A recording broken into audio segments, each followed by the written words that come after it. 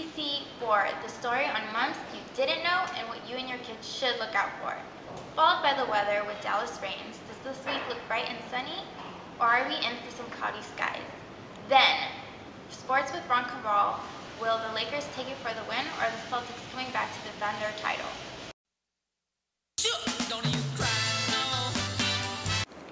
The Center of Disease Control is urging young people across the region to ensure that they are protected against mumps after a dramatic increase in cases. As of January 2010, these new figures show that there were a total of 1,500 cases reported with the onset from June 28, 2009 to January 29, 2010. The CDC says that people ages between 15 and 24 account for 70% of all cases of mumps. This is because many of them missed out on being vaccinated at an early age. Live from Whittier, we have Seema Hamdard with a mother whose children recently recovered from the mumps virus.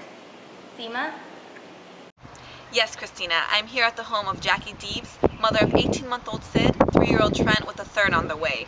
Jackie explained to me some of the signs and symptoms of mumps that she first noticed her kids had and the importance of being vaccinated.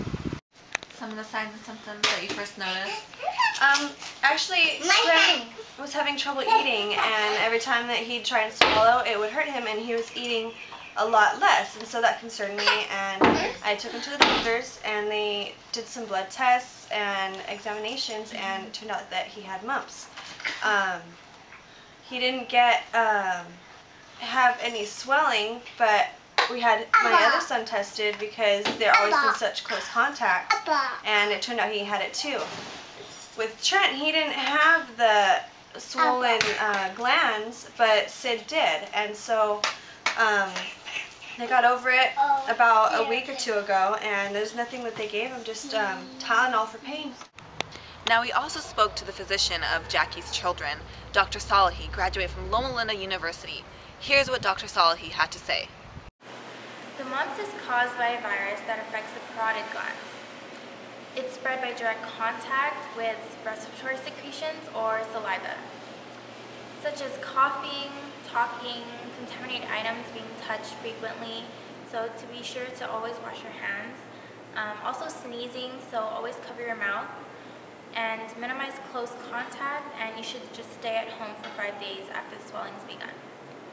Some of the signs and symptoms of mumps, especially between the ages of 12 and 15-month-old babies, are fever, headache, muscle aches, weakness, fatigue, swollen and tender salivary glands, which would cause difficulty swallowing. So that's something you would have to look out for if they can't swallow or eat, probably because of the pain, so you should definitely get that checked out. The best prevention for the mumps is to get the MMR vaccine, which is for measles, mumps, and rubella. It's recommended for babies usually around 12 to 15 months, and give them a booster when they're around 4 or 5 years old.